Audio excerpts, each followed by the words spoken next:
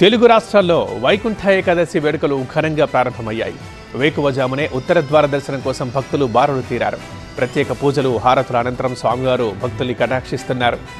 మహావిష్ణువుని దర్శించుకుంటే వైకుంఠం ప్రాప్తిస్తుందని భక్తుల నమ్మకం.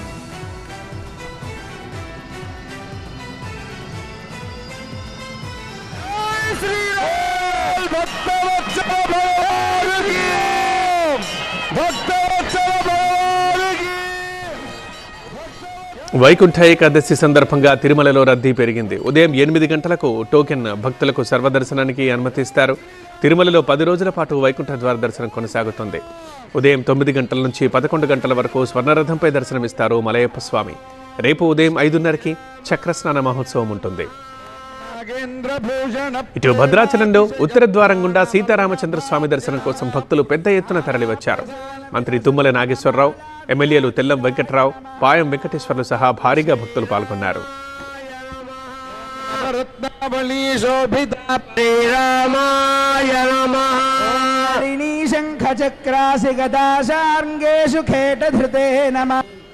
మనందరికీ దర్శనం ఇవ్వబోతూ ఉన్నాడు.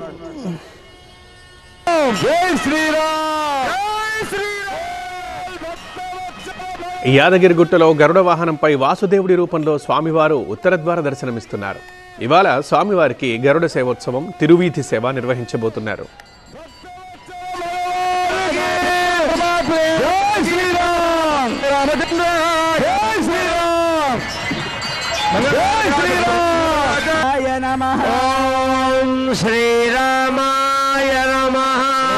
నాగేంద్రభూషణ ప్రేమాతిశయ ప్రాణవల్లభాయ నానా ప్రధాన విలసధ్వనమాలా విరాజితాయ నమః.